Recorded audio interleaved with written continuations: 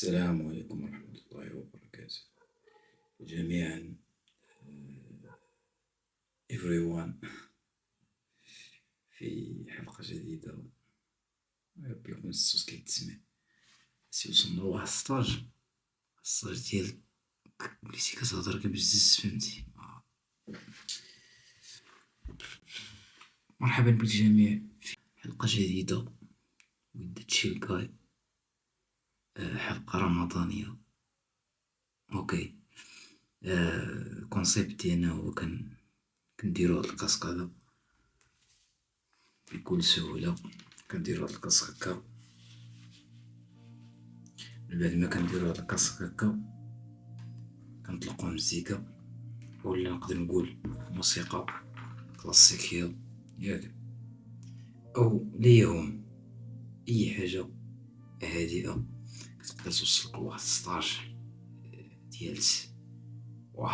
ديال المعرفة انت ماشي حاضر فيه دابا، فهمتي. ولا نقدر نقولو كتقدر تسافر للاوعي ديالك. اوكي، كتمشي تسافر تشوف شي حوايج، كتفكر في شي حوايج وكتناقش شي حوايج اللي غالب الاحيان كيكونوا كبار عليك. اوكي، نتمنى تفهم الفكرة مزيان. لنبدأ حلقتنا اليوم.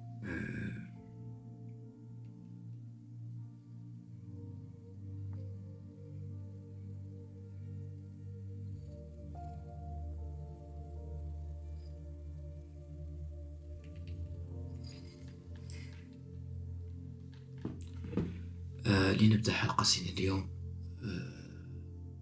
بكل طاقة، بشكل ريلاكس. اوكي. لن أقوم بنفس الغلط مرة أخرى، فهمتي. نقدر كاع نحيد الموسيقى مستقبلا.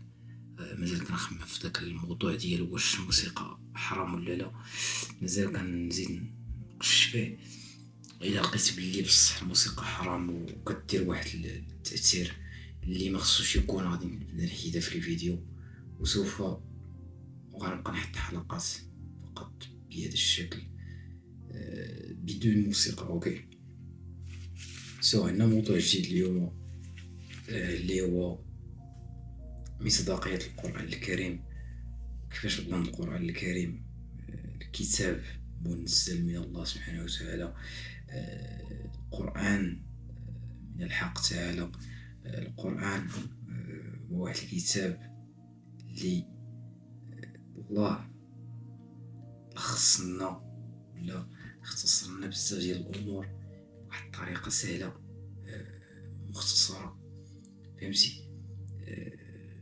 في الكتاب كاينين ايات اللي كيكونوا وازنين بواحد الشكل اللي انت كتكون دايز عليها هكاك.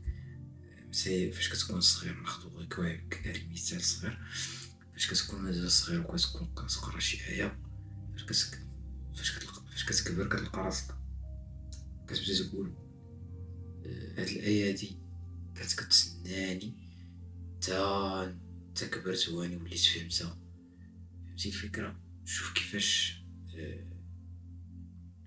كيفاش الكتاب يمشي نشوفو الكتاب كيفاش تكتب من البداية، ولا كيفاش تحط بواحد الشكل اللي يمكن تقليده، فهمت يعني.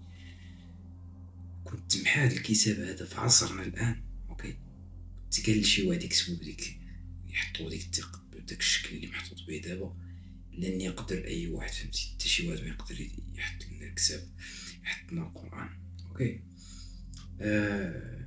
في هاد الحلقة غاديش نقول لك اي حاجة خصك تسمعها على القرآن.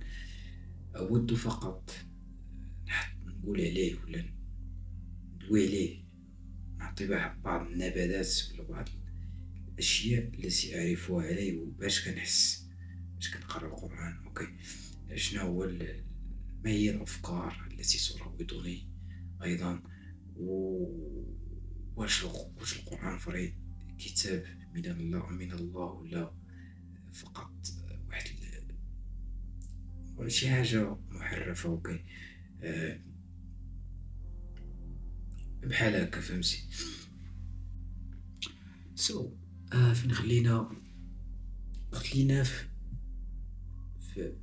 ما كيف يكون الإحساس ديالي حقا فاش كنكون كنقرا القرآن. كيفاش نقدر نوصف داك الفيلينغ صراحة ديال انت كتقرا في الآيات. اوكي،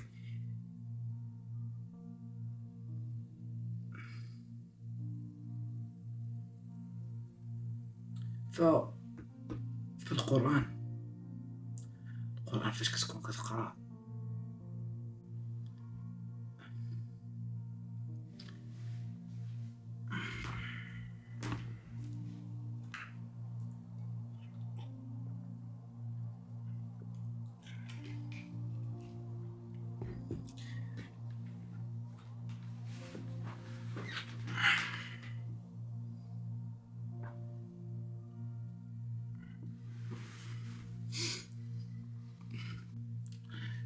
القرآن فاش كنبدا نقرا القرآن صراحة كنبدا نحس بواحد الإحساس اللي ما تقدرش توصف بالضبط كيفاش، ولكن كتحس باللي انك كتقرا واحد الحاجة خارقة للطبيعة.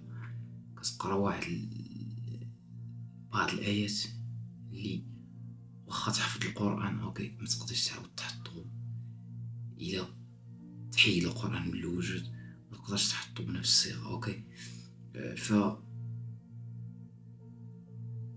ما عرفتش فهمتي، كندخل وكنخرج في الهضره، ولكن راه ما عرفتش بالضبط كيفاش غادي نفسر لك ولا نقول لك كيفاش كنحس ملي كنقرا فاش كنقرا القرآن. اوكي، سو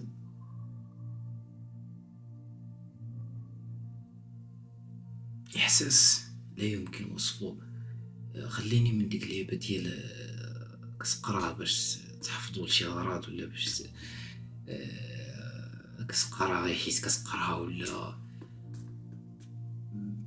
فهمتي غير بغيت نتكلم على ديك القرايه ديال تأمل في الآيات بصح وتشوف شنو كتعني آية بآية. أوكي، ف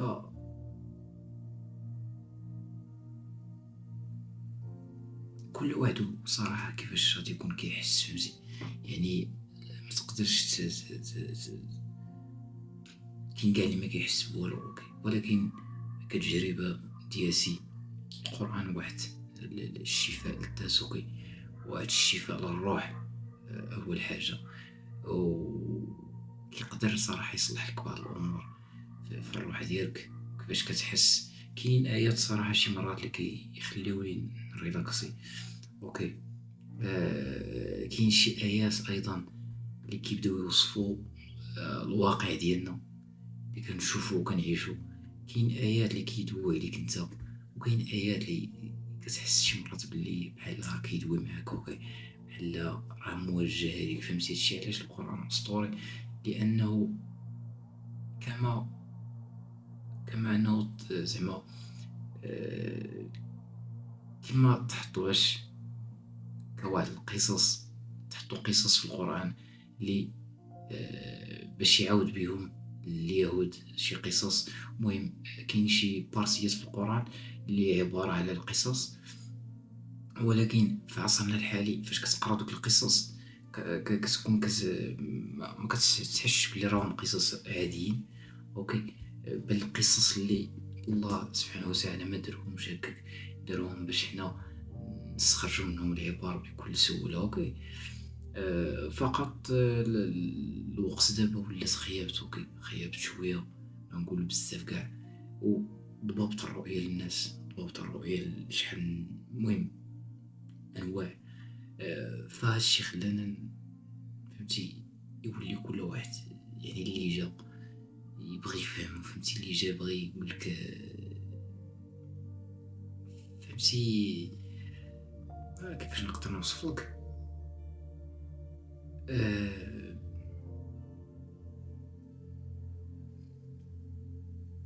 اللي جا كينتقد، اللي جاي فهمتي، يعني ما كنحترموش فهمتي، ما كنحترموش كتاب الله سبحانه وتعالى بزاف.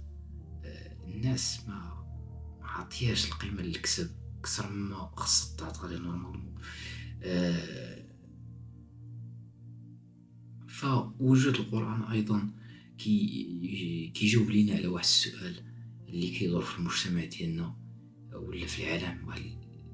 واحد السؤال ديال علاش الإله لا يتواصل معنا، علاش ما كيصيفطلناش الوحي، علاش ما علاش فهمتي زعما يعني علاش ما يتبدلناش الوجود ديالو معنا في الحياة. اوكي.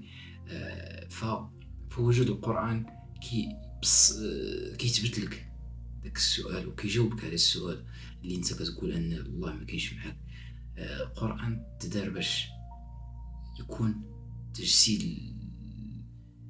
للذات الإلهية في الأرض. أوكي. تجسيد للكيان الإلهي، باش فاش تولي تقرا داك القرآن تحس بلي راه الله معاك حقا في المحيط ديالك ولا في البلاصة فين كاين. أوكي. فهذا هو الضمان على الإحساس وكيفاش كنتعاملوا مع القرآن مؤخرا. أوكي. ف عندي واحد النقطة أخرى ديال ما ستيوش على اللي عنده شي دري صغير ولا دراري صغار. ما ستيش على ديك اللعيبة ديال أنه كيحترمش القرآن ولا ما كي يعني ما عطيش قيمة. فهمتي يعني حيت أصلا هو ما عرفش، مازال ما ناضش باش يفهم ولا يدرك المعنى ديال كتاب الله. فهمتي. يعني غادي تحاول غير تخليه يتأدبط مع الله ويمشي معاك في هذا. فهمتي. تيكبر وغادي يبدا يفهم شوي بشوي. فهمتي. فهذا هو الوضع على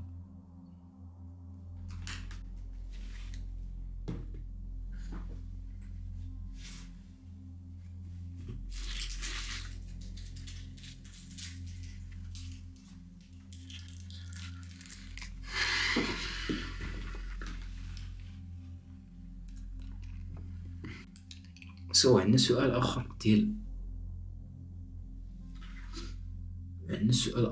ديال واش القرآن فري صحيح وكتاب إلهي. أوكي.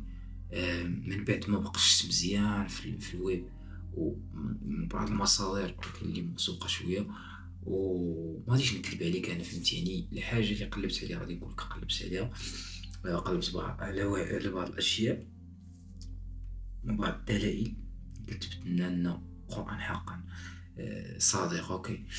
من بعد ما بقاش لقيت أن القرآن صادق. علاش؟ أول حاجة هي الإعجاز اللغوي. أوكي. الإعجاز اللغوي يعني فاش كتبدا تقرا في الآيات كتلقى أن اللغة العربية باش مكتوب القرآن تفوق قدرة البشر بألف مرة. فهمتي يعني الطريقة اللغوية باش مسرود ولا باش مكتوب القرآن ما لا يمكن. فهمتي. كاين مصطلحات كما كنت قلت في واحد الابيزود قبل في واحد الحلقة، كاينين سميتو مصطلحات اللي مازال البشرية مفهماتهمش لحد الآن. فهمتي. في القرآن الكريم كلمات اللي مازال مفهومينش حقا. يعني هنايا راه ماشي واش ديك الكلمة اللي ما صحيحاش، راه صحيحة غير البشر مازال ما دركوش ديك الكلمة. فهمتي يعني هنايا كنلقاو الإعجاز اللغوي، كنلقاو كيفاش أن الآيات مفصلة بواحد الشكل فهمتي معجزة. أوكي. ثاني حاجة هي الإعجاز العلمي. كتلقى أن القرآن جاوب لنا على بعض النظريات وبعض الأشياء علمية، شي حوايج اللي مازال السيونس موصلهمش مؤخرا عاد اكتشفوهم. اوكي. كنلقى القرآن ان القرآن دوا عليهم 1400 سنة قبل. اوكي.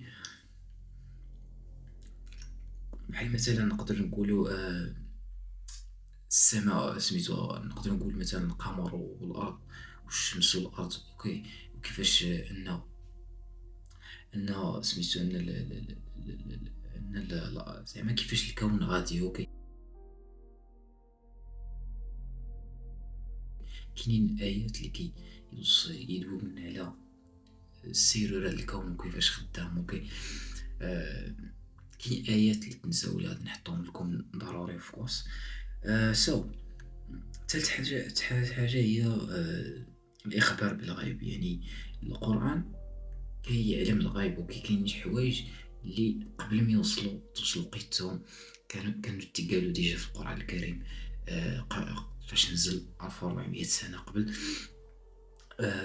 يعني شي حوايج اللي كيفوقوا إدراك الإنسان. يعني كيقول لك الحاجة مازال ما تطراس تكثر، فهمتي.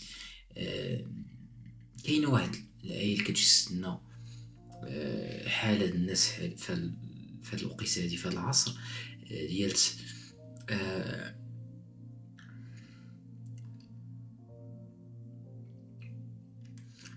ديك ديالت اقترب للناس حسابهم وهم في غفلة معرضون. هذه الآية كتوصف العصر ديال الحالي، فهمتي. يعني الناس ساهية بزاف، ساهية واحد الساهي اللي ميمكنش وصفه. اوكي. وعندنا آية ديالت فاش دوا على الروم، فاش دوا الله على الروم في القرآن الكريم. كاينة سورة الروم فاش دوا على أن الروم غادي تغلب وغادي غادي تغلب، ومن بعد غادي تغلب عاوتاني. اوكي. يعني غادي ما غاديش تنتصر، غتنتصر من بعد. يعني هنا كتلقى الإعجاز ولا أن الغيب أيضا كيتضمن القرآن. اوكي. رابع حاجة هي التباس ديالو. القرآن ما تعرضش للتحريف باش نكون واضحين. يعني كما تحط وتعطى الرسول صلى الله عليه وسلم ونزل على الرسول صلى الله عليه وسلم شحال هادي، هي باش جانا دابا في القصة. اوكي. لم يتعرض للتحريف. الا ما سيقتيش تقدر تمشي تجي تقلب وتشوف. يعني هنا حنا ما كنبرهنوش طالس، فهمتي. يعني انا فقط اعطيك بعض الاشياء التي وجدتها. اوكي. عندنا التناسق. اوكي. كتلقى التناسق ما بين الايات، التناسق في كل شيء. رغم انه نزل مفرق، هذه راه معلومه لقليل اللي عارفه عن القران. نزل مفرق الارض على الرسول صلى الله عليه وسلم.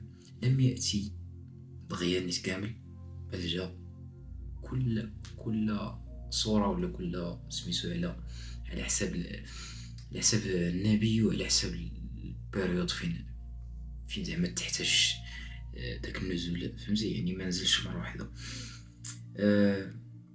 حاجه اخرى هي انه اثر على البشريه. يعني كاينين الناس اللي تعلموا اللغه العربيه فقط من القران، كاينين الناس اللي خداو عبار، كاينين الناس اللي خداو اشياء اللي ما تقدرش تلاحظها بسهوله. اوكي. كاين الناس اللي خداو ولا تاكدوا من نظريات علميه. اوكي. وخداو اليقين من بعض الاشياء. اوكي.